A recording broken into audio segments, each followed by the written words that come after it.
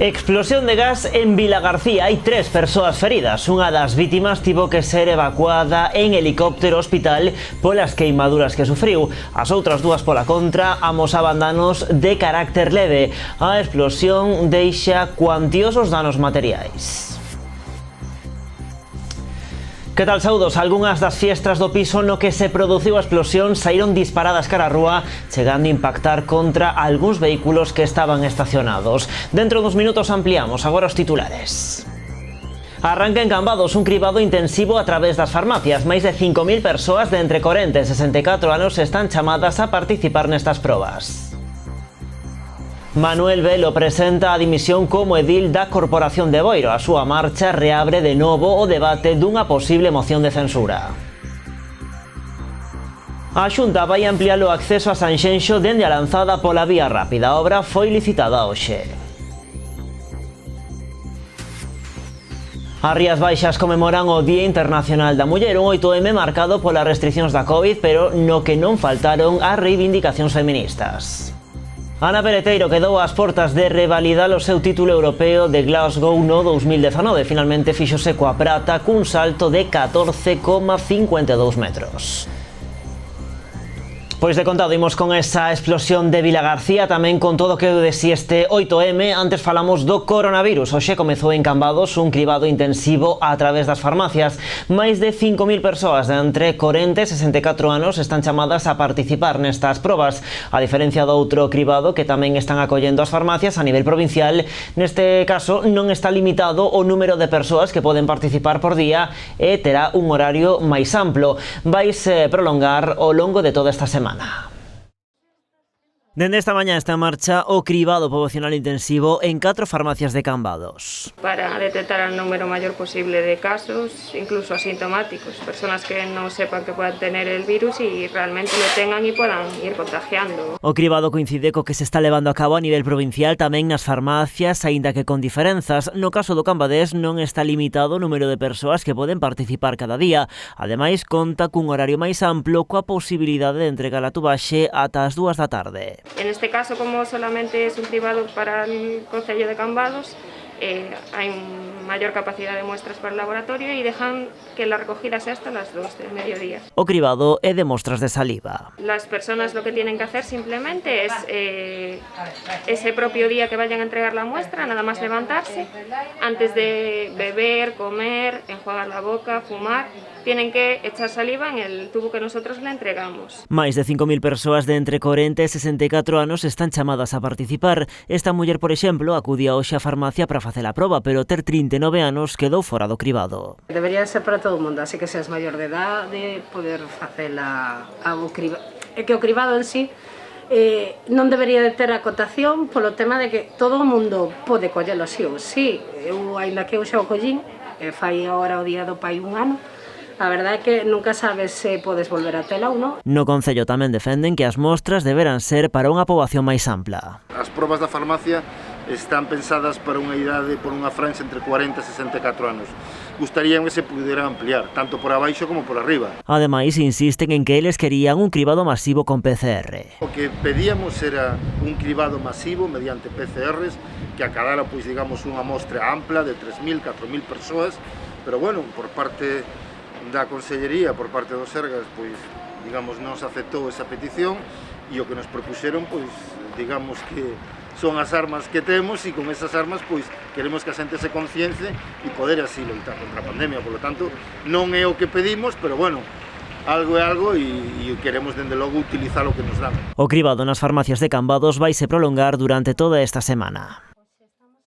Pois precisamente Cambados pídelle aos Sergas baixar de nivel e que se lle quite o seu peche perimetral. Atendendo a evolución dos seus datos, o goberno local xa se puxo en contacto coa xerencia da área sanitaria para trasladarlle esta petición, que tamén van remitir por escrito. No Concello confían en que no Comité Clínico de mañá corrixan esta situación. Cambados quere pasar do nivel alto ao medio. No Concello entenden que a boa evolución dos datos permiten facer o cambio que hoxe mesmo entrou en vigor. Entendemos que a incidencia en Cambados descendeu o suficiente para que nos quiten o peche perimetral.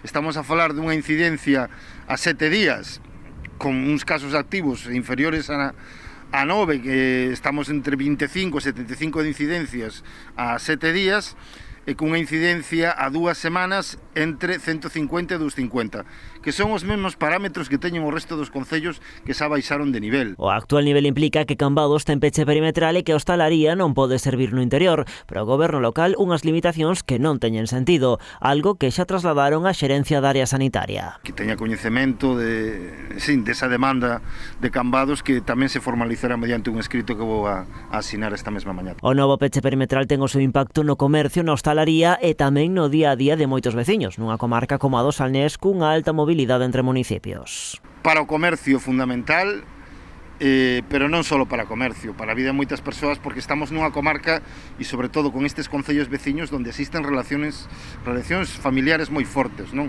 Despois sei que tamén o sector da hostelería está demandando que se poda abrir dentro, polo menos con ese 30%. Tino Cordal aproveita tamén para cuestionar o rosario de normas, cambios e rectificacións que derivan das decisións da Xunta. Cree que resulta imposible de comprender pola sociedade. A verdade é que é un auténtico quebracabezas. Resulta difícil comprendelo para nós, non me imagino para toda a ciudadanía, non? Ver como ao longo da semana podes ter 2, 3, 4 dogas diferentes cambiando, digamos, a mesma normativa no prazo dunha semana, non? Mañá vai se reunir o comité clínico que asesora a Xunta un encontro do que Cambados podería sair cun alivio das restricións. Vilanova é o outro concello da comarca do Salnés que hoxe entrou no nivel alto de restricións. A pesar desta decisión do subcomité clínico, o municipio encadeou na fin de semana descensos entre os seus casos activos. Hoxe a cifra é de 31. Dende a alcaldía, Gonzalo Durán pide responsabilidade e paciencia aos veciños ante as restricións e confía en que o verán poida transcorrer con certa normalidade. Con 31 casos activos e unha incidencia acumulada de máis de 250, o Concello de Vilanova mantense no nivel alto de restricións. Hostalería só en terraza e o 50% de ocupación e a mobilidade limitada aos concellos que teñen a mesma incidencia, o que fai que só estean permitidas as visitas a Cambados na comarca do Salnés. 10 días bajando. ¿Ya? De esta meseta que hubo aquí estábamos bajando, pero aquí hubo unos repuntes, fueron casos familiares. Tuvimos 4 o 5 familias, donde además debe ser con la variante británica, se contagiaron todos y ahora falta hoy, pero hoy baja uno más ya. Entonces, ¿cuándo se cambia de fase? Pues muy sencillo, cuando se llega 100, 200, 250. Cuando estemos a partir de aquí, cambiamos de fase, que es la situación que están los ayuntamientos de la comarca que tienen tráfico libre, ¿no? O alcalde confía en manter esta tendencia á baixa que comezou na fin de semana, un descenso que, como sucedeu en prácticamente todo o resto da área sanitaria, viría acompañado dunha relaxación das restricións. Que yo creo que incluso se va a acelerar más, pero eso es una suposición, porque en cualquier momento se infecta un miembro de una familia, infecta a todos y subes 5 de golpe. Ese riesgo, cuando hablamos de cifras tan pequeñas, de 5 o 10 personas en ayuntamientos pequeños te mueven las estadísticas, estamos pendientes de eso. Puede haber un repunte un día o tal, pero la tendencia es francamente a la baja y bueno, yo creo que tiene buena pinta y que pronto podremos cambiar ya de fase. Co avance da campaña de vacinación para Durán, a pandemia está a entrar na súa última fase. Por iso pide responsabilidade aos veciños, confiando en que o verán e o Xacobeo poidan transcorrer con certa normalidade. Aquí cerramos pronto antes de Navidades, bajó y tuvimos las Navidades normales para hostelería, que le fue bien. Fue de los pocos ayuntamientos que estuvimos abiertos hasta las 11 de la noche. Entonces ahora estamos pues en marzo, estamos a día 8 hoy, ¿no? Sí, día mujer. 8 de marzo, pues si cuadra para a partir de San José, del 19 o tal, ya podemos estar haciendo una vida prácticamente normal.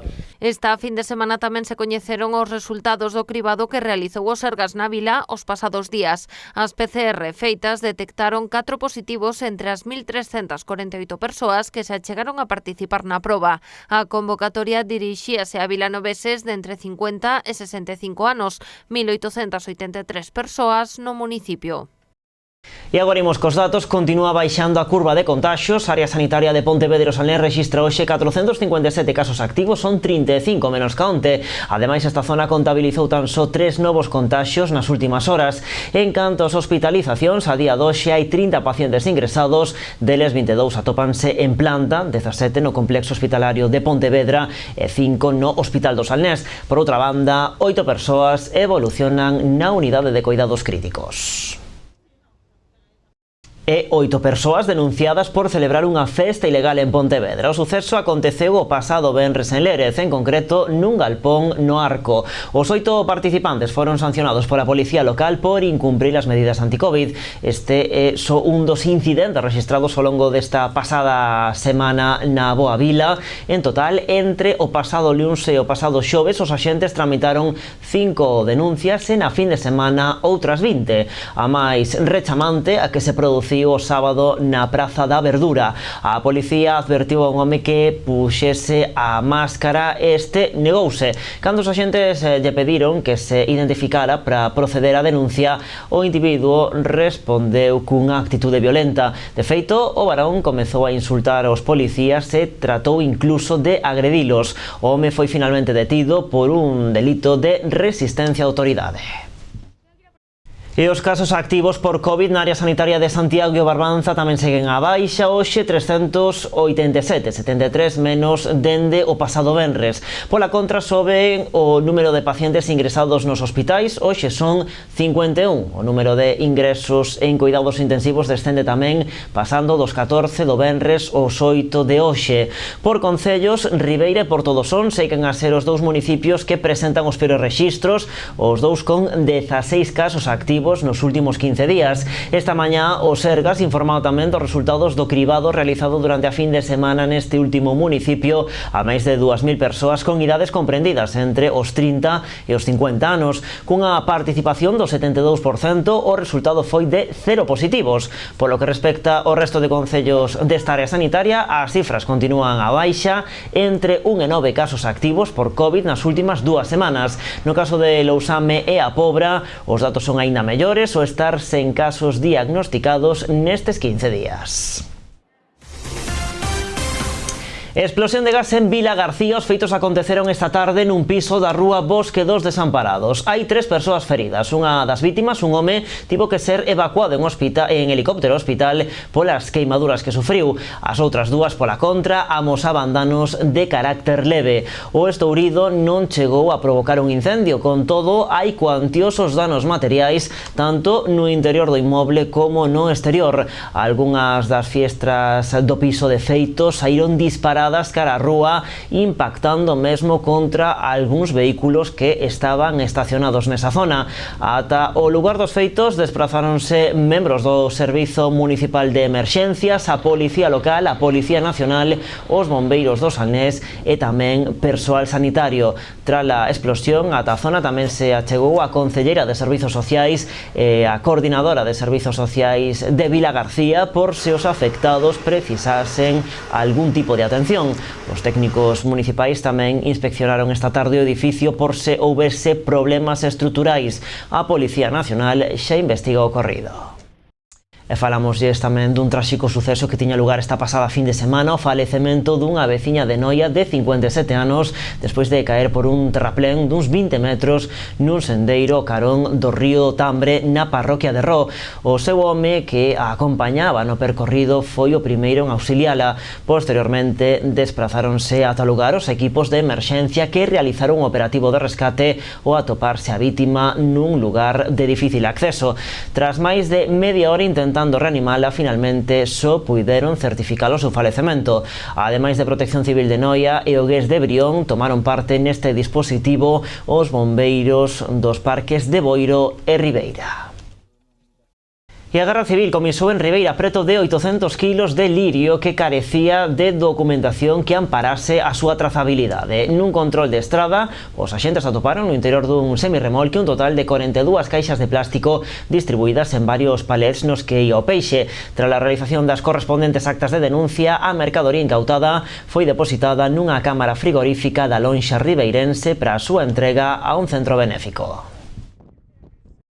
Máis asuntos da actualidade. O PSOE de Pontevedra presenta unha denuncia contra Ence no xulgado da Parda. O feito nace a raíz da advertencia do presidente da Pasteira sobre a posibilidade dun susto medioambiental na fábrica. Os socialistas instan o Ministerio Fiscal a investigar esta situación. Nos parece que o tema ten a suficiente gravedade para que a Fiscalía actúe e para que podamos coñecer que é o que está pasando nesa factoría, non? Parece que hai por parte do presidente, todos o presidente de ENCE xa coñecemos as declaracións que evidentemente non están descontextualizadas, sino que están moi contextualizadas. Dixo o que dixo e dixo sabendo o que decía. Creemos que está máis que justificado acudir á vía xudicial, en este caso a Fiscalía, para que sea a propia Fiscalía quen realice os trámites que teña que realizar e que nos tranquilice ou nos intranquilice a todos, non? A fábrica leva embarullando o terreo de xogo desde fai moito tempo. A fábrica está mezclando unha lei como a Lei de Transición Ecolóxica que para nada influye na concesión de ENCE. Xa se lle explicou dende as máis altas instancias do Ministerio ao señor presidente de ENCE de que non hai ningunha vinculación entre ese artigo e a factoría, e eu neso quero tranquilizar aos traballadores, porque a nós o que nos preocupa son os traballadores, son os postos de traballo, por eso levamos loitando para que a fábrica non peche, sino que se traslade, e parece que é a propia fábrica a que non ten demasiado interés en falar de un traslado dentro da comarca e prefere falar dun traslado para moito máis lonxe. E finalmente, Manuel Velo cumpre a súa palabra e presenta a dimisión como edil da Corporación de Boiro. O histórico político boirense xa formalizou a súa renuncia por vía telemática esta pasada fin de semana no Concello. A marcha de Velo reabre novamente o debate dunha posible moción de censura. Varios meses despois do ultimátum que lle deu o Partido Socialista, exixindo para el responsabilidades de goberno e a constitución dun cuatripartito, no que tamén tiveran cabida BNG e Boiro Novo, Velo cumpre a súa palabra e presenta a súa renuncia como edil da Corporación Municipal. Eu vou tomar un lado, pero que queren que faja? Que siga aí de Parmón. Si todos os ciudadanos veñen aí, un montón de ciudadanos que teñen docenas e docenas de me traen expedientes a ver se lle movo que non lle dan resuelto, que entón que dale, creen que eu estou no goberno, non estou, é unha pesadilla. Que a xente pensa que eu pinto algo aí, non pinto nada. Despois de preto de 40 anos como edil, 9 deles como alcalde, o histórico político boirense di abandonar a primeira liña política por coherencia, o ver que o executivo municipal non atende ás súas demandas e mantén un goberno en minoría, con tan só 5 concelleiros de 17 cos que conta a corporación. Eu non podo elegir un alcalde e estar votándolle en contra. Estuve votando aí constantemente, cousas que non me gustaban, pero votei a favor. Non fui capaz, en agosto lle dixen que llevaba 3 semanas para formar maioría, xa cansado de todo isto, e non, eles empeñaron en que os 5 queren gobernar. Ningún o fixo. Os alcaldes veteranos saben que unha minoría non se pode gobernar. Sin embargo, teñen máis concejales que el. Velo vaise, pero coa súa marcha reabre novamente a posibilidade dunha moción de censura que leve ao Partido Popular á alcaldía, algo do que o vello político se desmarca. A responsabilidade será dos que veñan. O que fajan os que veñan me parecerá moi ben. Si queren seguir así, si o PSOE quere formar maioría con quen o eligiu, estupendo. Que non quere facer? Que o fajan outros. A renuncia de Velo, que deberá facerse oficial na vindeira sesión plenaria, levaría a José Antonio García Castro, o seguinte na lista dice Boiro, a recoller a súa acta de concelleiro. A Xunta vai ampliar o acceso a Sanxenxo dende a Lanzada pola vía rápida. A obra foi licitada hoxe e conta cun orzamento de case 335.000 euros. O plan pasa por desdobrar a actual saída con 2 carrís ata a rotonda de Vinquiño. Está previsto que os traballos poidan comezar despois do verán.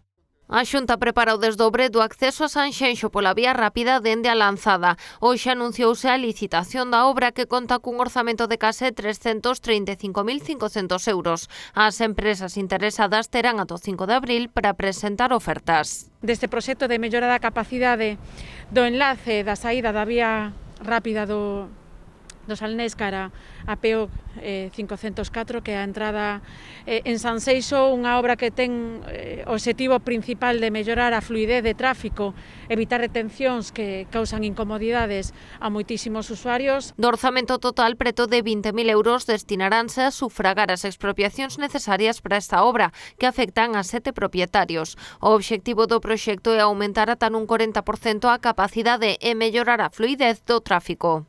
Ampliaremos a capacidade na saída da vía rápida, melloraremos ese radio de xiro que é complicado a día de hoxe, eliminaremos ese stop que fai que haxa retencións cara a vía rápida e tamén a maiores haremos un carril adicional na PO 504 ata chegar a propia rotonda. Está previsto que as obras comecen despois do verán e contan cun prazo de execución de 12 meses. Segundo o alcalde, trátase dunha actuación que terá un importante impacto no tráfico en Sanxenxo, sobre todo na tempada de verán. Sobre todo en temporada alta, desde o Grove, cando veñen para aquí, por a saída das praias é un caos. Esta é unha actuación que parece unha actuación pequena, unha cousa sencilla, unha actuación importantísima. Etel Vázquez indicou que a actuación prevé levarse a cabo de xeito paralelo dunha solución para a ampliación da vía rápida do Salnés. A conselleira lembrou que se trata dunha das zonas de Europa que concentra máis figuras de protección ambiental, o que limita as posibilidades de actuación sobre o territorio. Así as cousas, a titular de infraestructura sinalou que a Xunta continúa traballando co obxectivo de atopar unha fórmula axeitada para acometer a ampliación. As Rías Baixas conmemoran o Día Internacional da Muller, un 8M marcado polas restricións da Covid, pero no que non faltaron as reivindicacións feministas. Falamos do 8M logo da publicidade aquí nas Novas do Día.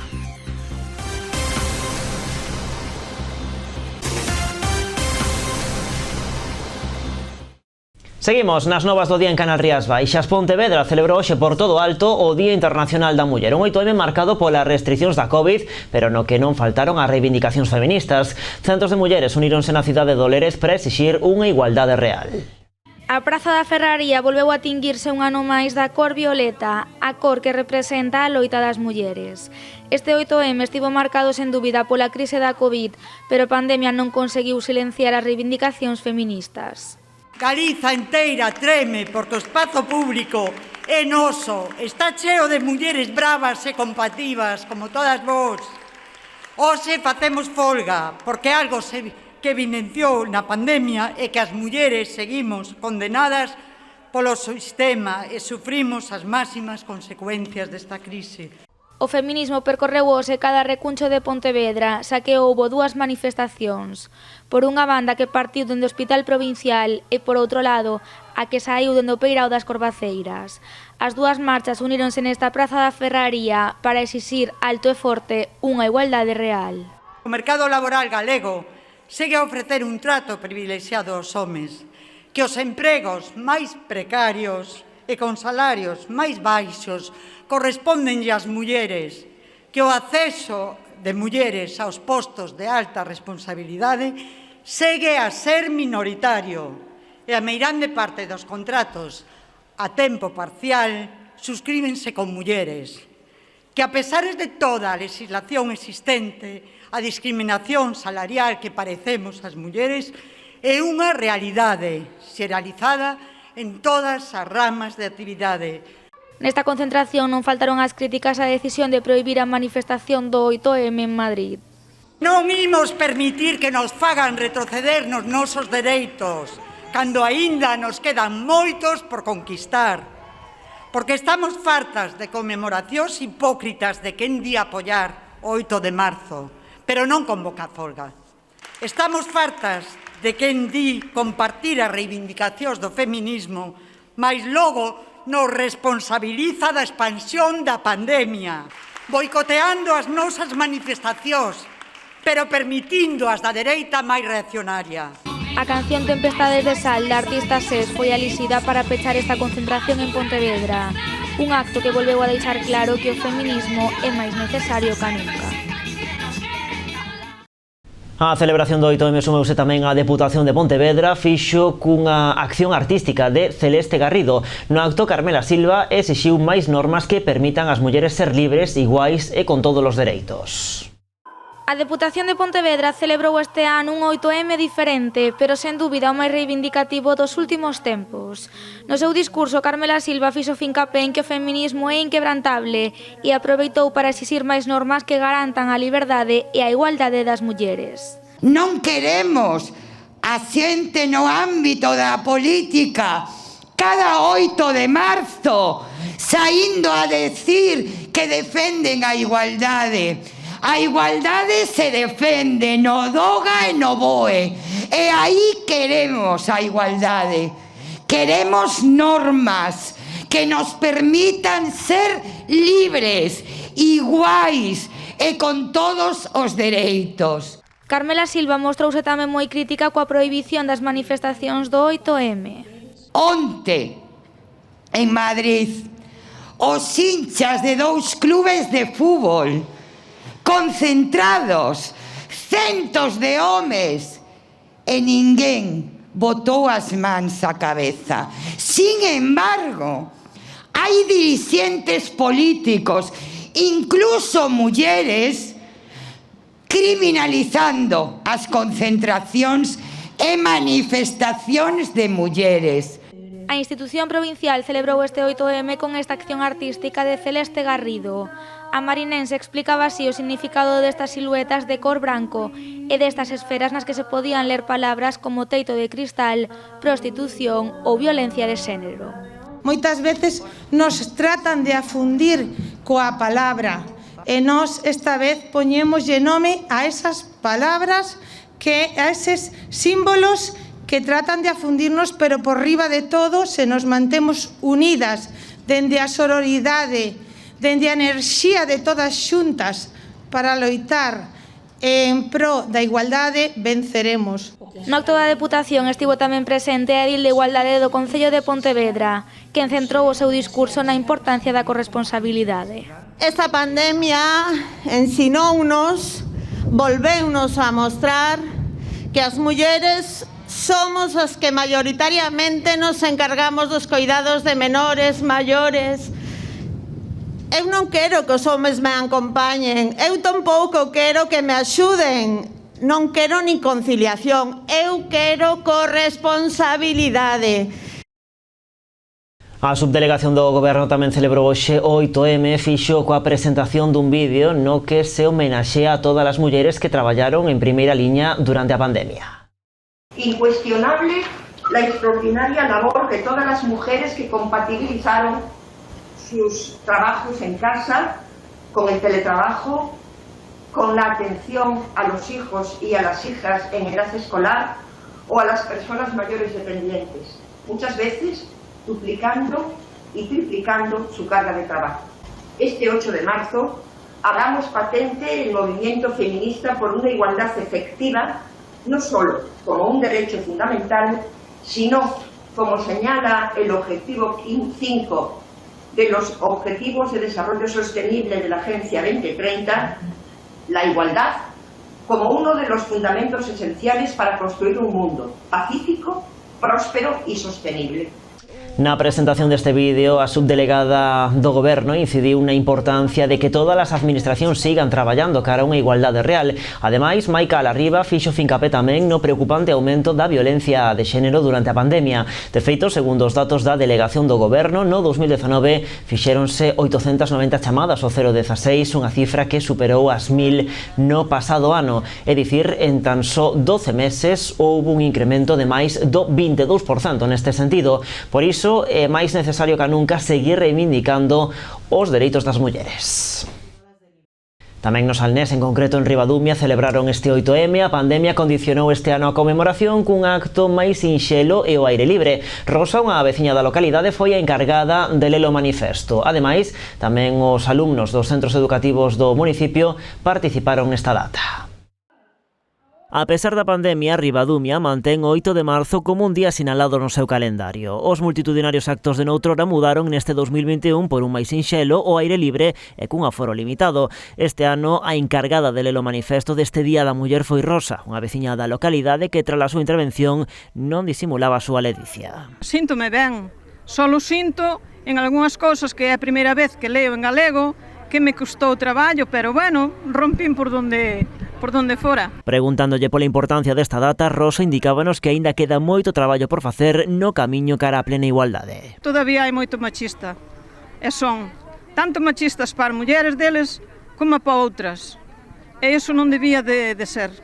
Eses abusos non debía de habelos. Rosa foi seleccionada ao azar para a lectura do manifesto. Ela tamén participou nun vídeo impulsado polo Concello para conmemorar este 8M. Saíron pois das distintas parroquias do Concello pois unha serie de mulleres e o que se quere, bueno, pois sobre todo esa exposición pública en tempos de pandemia que temos as mulleres ou que teñen as mulleres de cara á sociedade. Ese é un pouco o espírito, digamos, deste vídeo, non? Aquí hai enfermeiras, hai persoas que están ao frente de cada un dos negocios. Porque male a pandemia dio o alcalde, a loita pola igualdade debe continuar. Traballar, loitar para que este desaxuste importante que hai na sociedade entre homes e mulleres, pois que cada unha das persoas, das administracións, pois podamos poñer o noso grandaría, pois eu creo que é algo moi importante. Os actos deste 8M completáronse con actividades específicas a prol da igualdade entre o alumnado do CPI Xulia Becerra Malvar e do CRA de Ribadumia.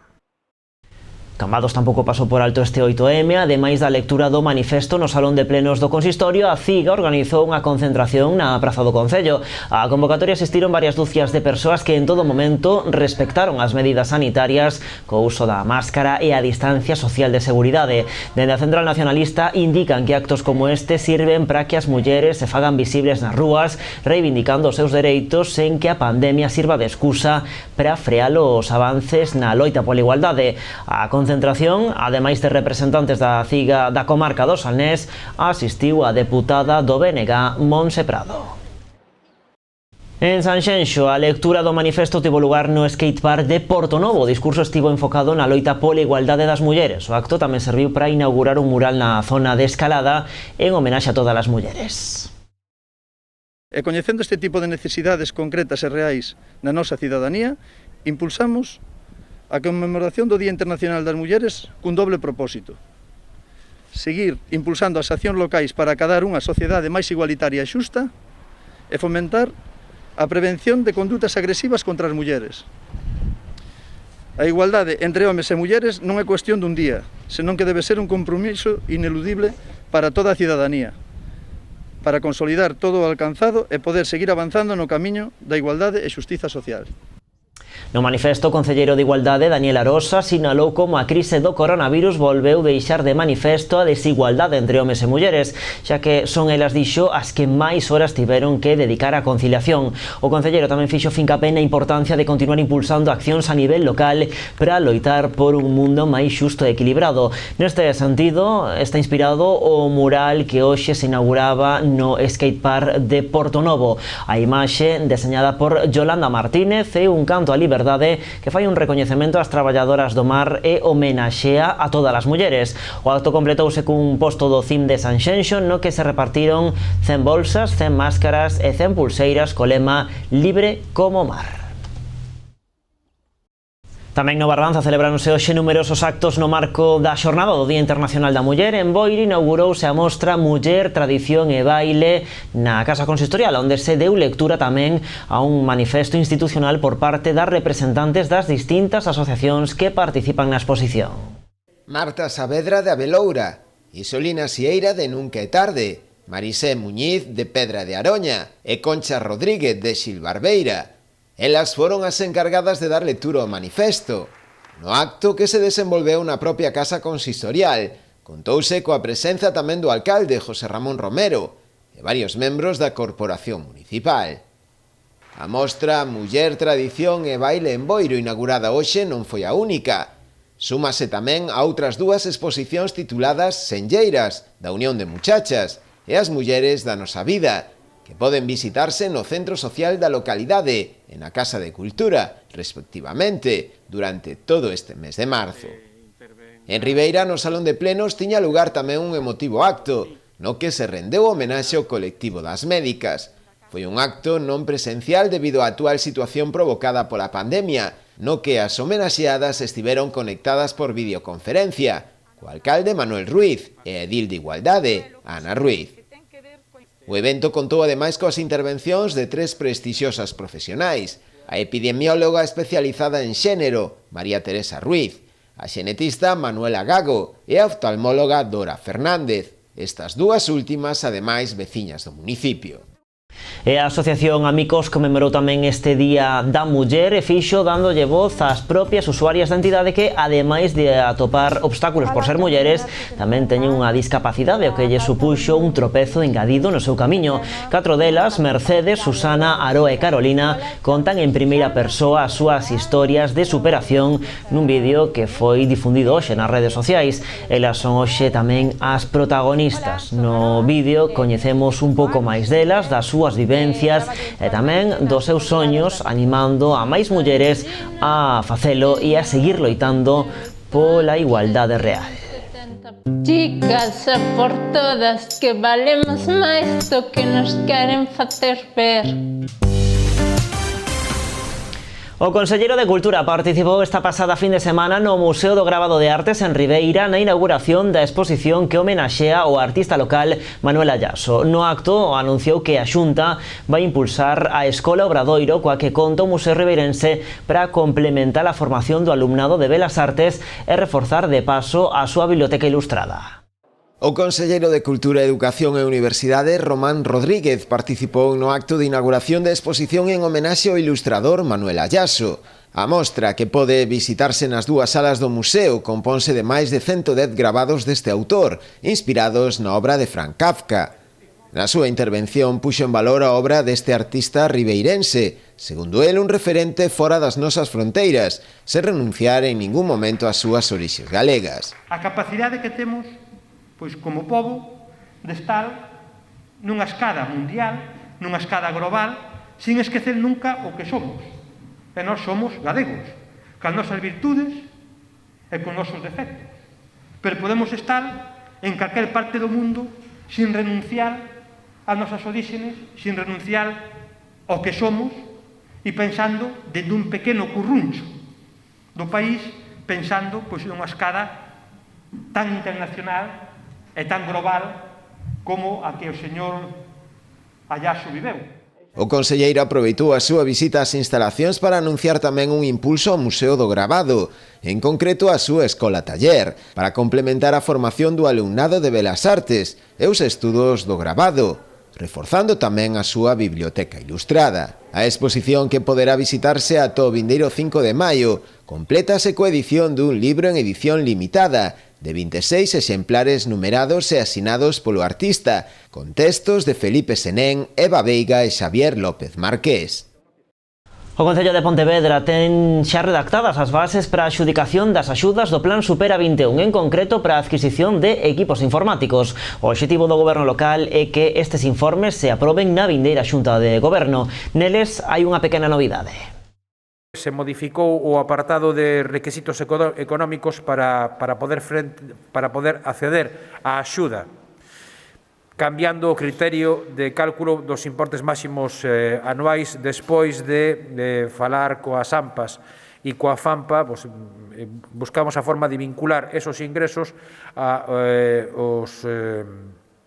en principio estaban vinculados ao número de membros da unidade familiar, pero despois de falar coa AMPA e coas FAMPAs decidimos mudar o criterio e vinculalo ao número de fillos con independencia do número total de membros da unidade familiar. O importe máximo anual para unha familia cun fillo ou unha filla será a cantidade resultante de multiplicar por 3 o salario mínimo interprofesional, co cual, evidentemente, abrimos bastante máis a posibilidade para un maior número de familias. E as instalacións socioculturais de Pontevedra van permanecer pechadas ata que non baixe a incidencia da COVID ata os 50 casos por cada 100.000 habitantes. Así anunciou hoxe o edil Tino Fernández. En canto ás deportivas, o líder socialista enviou unha mensaxe á Federación Galega de Fútbol.